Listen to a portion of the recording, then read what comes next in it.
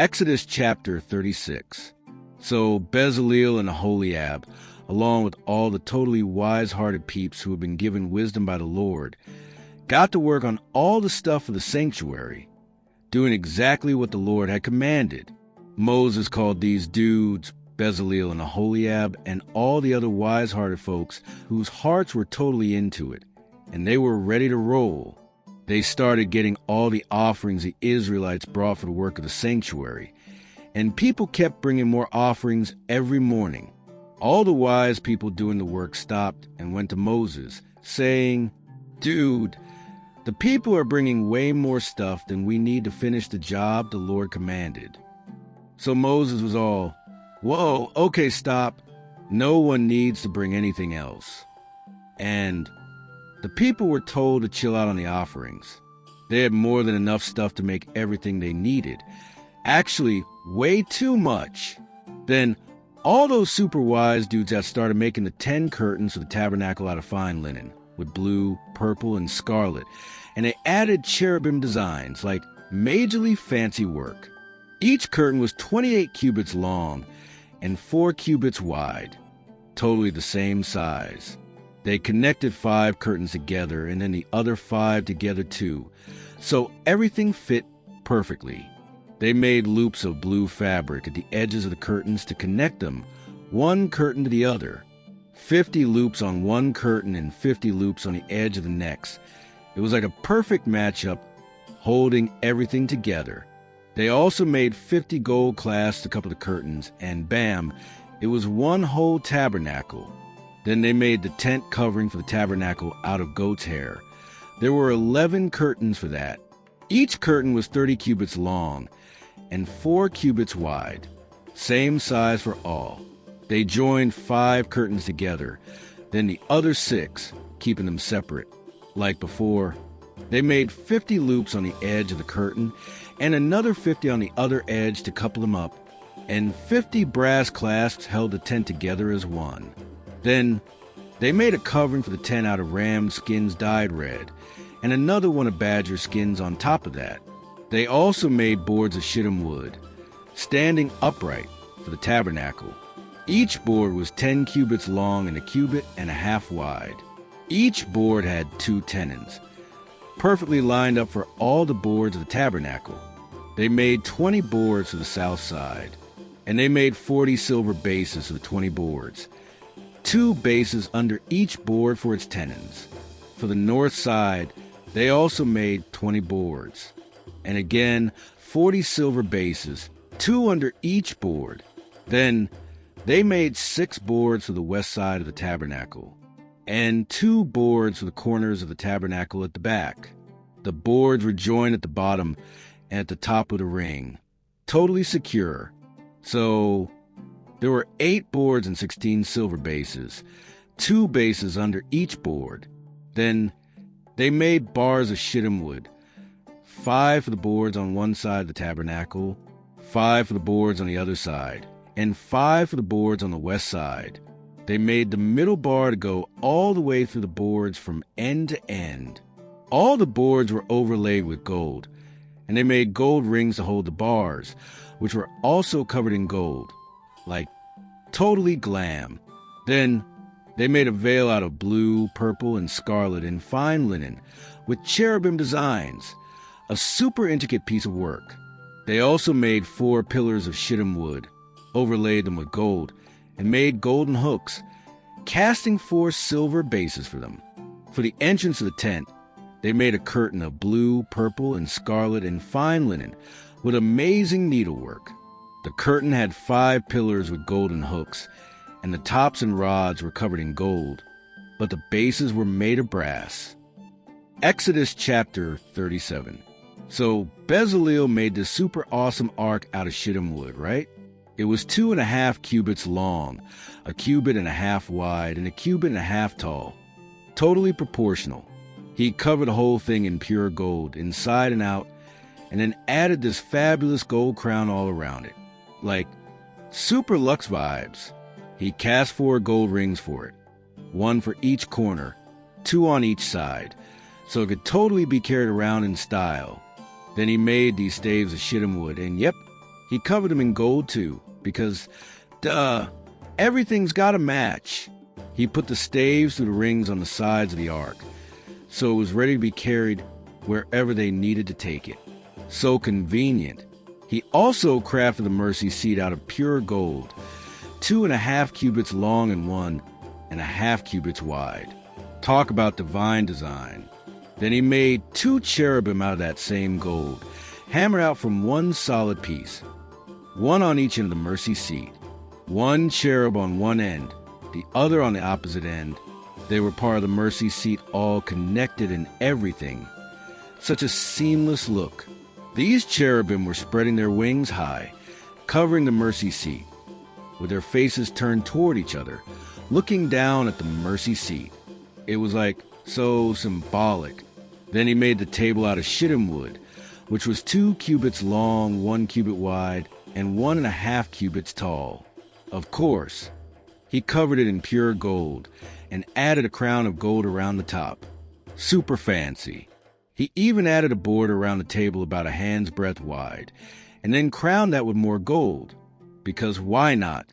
He cast 4 gold rings for it, putting them on the 4 corners where the legs of the table were. The rings were set right next to the border to hold the staves for carrying the table around. Super practical, yet chic. He made the staves from shittim wood too and covered them in gold, so they could carry the table in total style. Then he made all the table accessories, like dishes, spoons, bowls, and covers, all of pure gold. So extra, but totally worth it. Next, he crafted the candlestick, also out of pure gold, hammered into this intricate design. The shaft, branches, bowls, knops, and flowers were all part of it, like one big, beautiful piece. It had 6 branches coming out from the sides, 3 on each side, so symmetrical. Each branch had 3 almond-shaped bowls, with a knop and a flower, just totally stunning. On the main part of the candlestick, there were 4 almond-shaped bowls, each with its own knop and flower. There was a knop under each pair of branches, 3 pairs in total, so it all tied together beautifully. The whole thing was made from one solid piece of pure gold. Totally impressive craftsmanship. He made the 7 lamps for it, as well as the snuffers and snuff dishes, all out of pure gold. Like, next-level craftsmanship. It was made from a talent of pure gold, along with all its matching accessories. Major bling. Then he made the incense altar out of shittim wood, which was a cubit long and a cubit wide, so totally square and 2 cubits tall. The horns were all part of it, so cohesive. He covered the top, sides, and horns with pure gold, and then added a crown of gold around the top. Super fancy altar vibes. He made 2 gold rings for it, just below the crown on opposite sides, so they could carry it with staves. He made the staves from shittim wood, and of course, overlaid it with gold to match the rest. Finally, he made a holy anointing oil and the pure, sweet incense, just like a master apothecary would. Totally divine sense, for sure. How fab is all that? Bezaleel was basically the ultimate designer, bringing those holy vibes to life with gold and craftsmanship. So much attention to detail. It's like a divine masterpiece. Totally heavenly, dude. Exodus chapter 38. And he made the altar of burnt offering of shittim wood. 5 cubits was the length thereof, and 5 cubits the breadth thereof. It was 4 square, and 3 cubits the height thereof. And he made the horns thereof on the 4 corners of it. The horns thereof were the same, and he overlaid it with brass. And he made all the vessels of the altar, the pots and the shovels and the basins and the flesh hooks and the fire pans. All the vessels thereof made he of brass. And he made for the altar a brass and grate of network under the compass thereof beneath unto the midst of it. And he cast 4 rings of the 4 ends of the grate of brass to be places for the staves. And he made the staves of shittim wood and overlaid them with brass.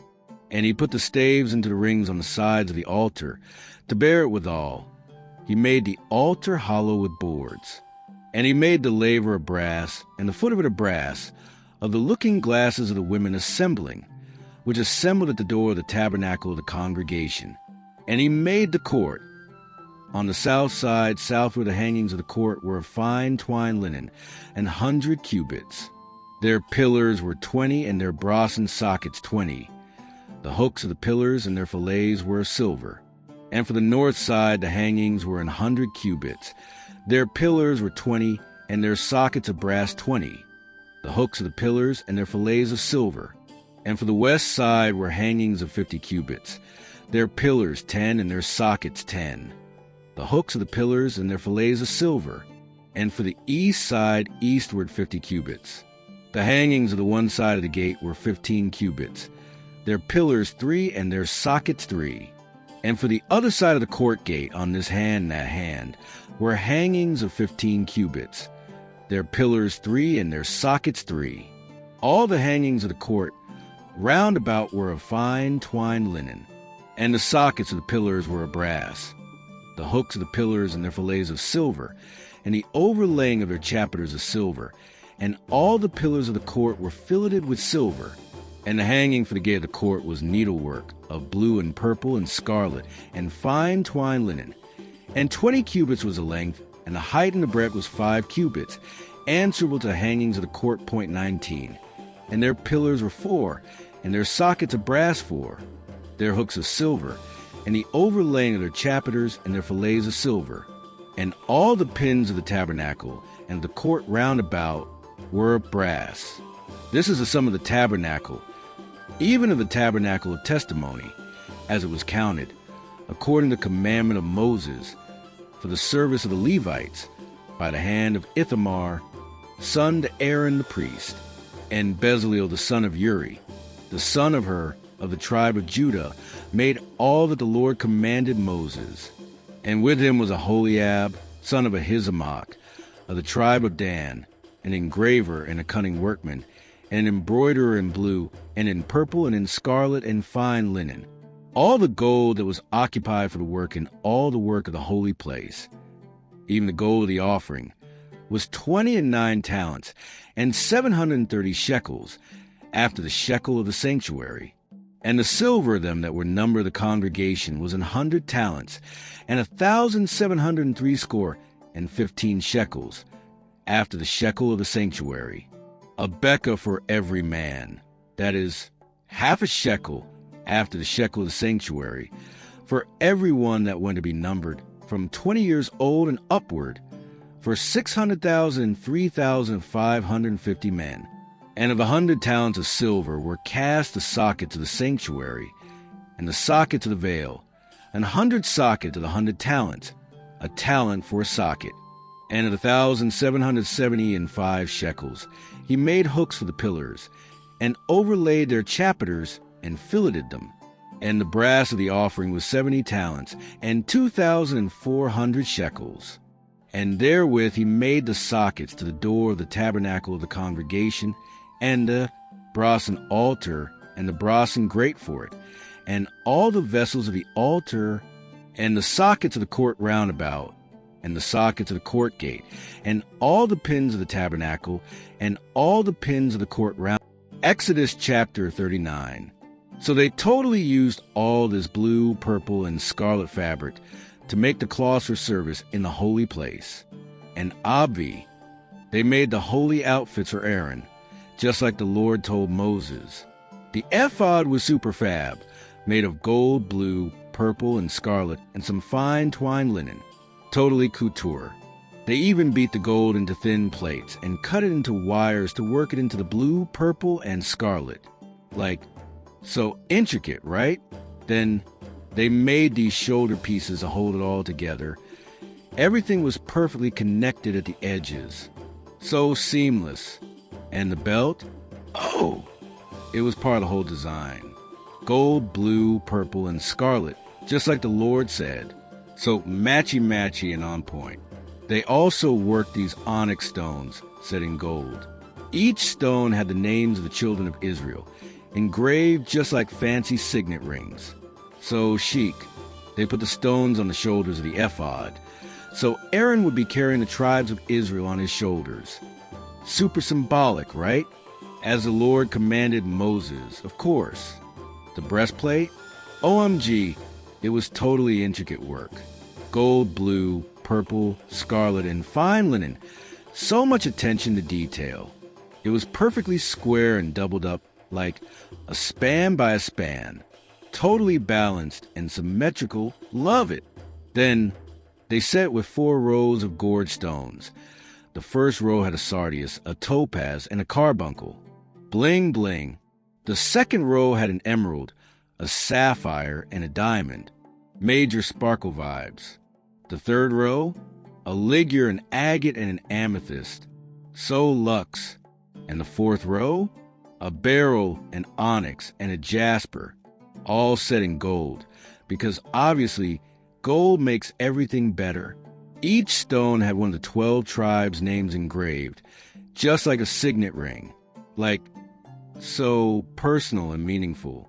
They made these fab gold chains to go on the breastplate, all intricately braided and stuff. Then they added gold rings to the ends of the breastplate to attach those fancy chains. The chains were attached to the gold rings at the ends of the breastplate, like totally secure and stylish. The ends of those gold chains got fastened onto the shoulder pieces of the ephod in the front. Practical and pretty.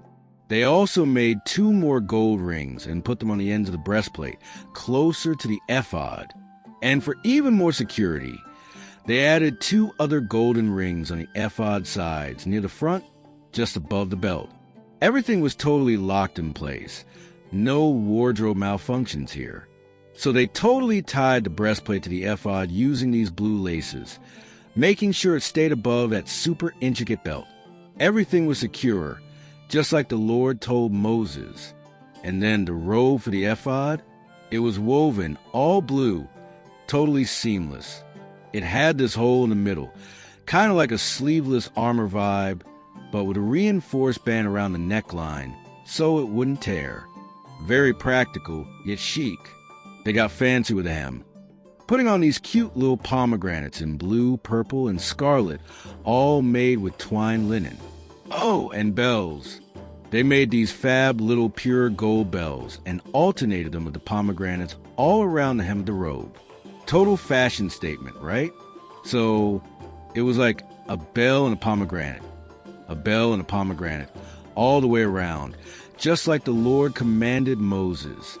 Stylish and spiritual. Then they made these fine linen coats for Aaron and his sons. Totally woven, super breathable. And for headwear, there was a mitre made from fine linen plus cool bonnets for Aaron's sons. They even had linen breeches. Everything coordinated. And to complete the look, they had a sash, fine twined linen, with blue, purple, and scarlet needlework. Like total high-end priestly fashion. As always, just like the Lord told Moses. For the holy crown, they made this awesome gold plate and engraved it like a fancy signet ring with the words, "Holiness to you, the Lord." So extra, they tied it with a blue lace to attach it to the mitre, making sure it sat just right on top, obviously, as the Lord commanded Moses. Finally, they were done with all the work for the tabernacle. The whole setup, the tent, everything the Lord commanded. The children of Israel totally nailed it. They brought the entire tabernacle to Moses, like the tent, all the furniture, the hooks, boards, bars, pillars, and sockets. Everything, even the coverings, ram skins dyed red, badger skins, and the fancy veil for covering the holy place. They brought the Ark of the Testimony, the poles, and the mercy seat, all so gorge and symbolic. They also had the table, all its vessels, and the showbread, plus the pure gold candlestick with the lamps, everything in order, and all the vessels and the oil for light. They even brought the golden altar, the anointing oil, the sweet incense, and the hanging for the tabernacle door. Everything was on point. And let's not forget the brass altar with its grate, its poles, and all the vessels. They also had the laver and its stand. They brought the hangings for the courtyard, the pillars, sockets, and the curtain for the gate of the court, plus all the cords, pegs, and everything needed for the service of the tabernacle. And of course, the cloths of service, the holy garments for Aaron and his sons to wear while they ministered in the priest's office. Totally prepared for worship duty. Everything was made exactly like the Lord commanded Moses, like perfection. So Moses looked over all the work, and they had done everything exactly as the Lord commanded. Nailed it. And then Moses blessed them. Great job. Exodus chapter 40. So the Lord was all, "Hey, Moses, listen up. On the first day of the first month, you're going to set up the tabernacle, the tent where everyone's going to hang. And make sure you put the Ark of the Testimony in there and totally cover it with the veil. Then bring in the table and set up all the things that are supposed to go on it, super organized. After that, bring in the candlestick and light the lamps. Gotta keep it lit. Don't forget the golden altar for the incense. Set that right before the ark and hang the curtain for the tabernacle door. Set up the altar for burnt offerings right in front of the door of the tabernacle, where all the people gather. And place the basin right between the tent and the altar and fill it up with water. It's got to be ready. Then build the court around the whole thing and hang up the curtain at the entrance of the courtyard.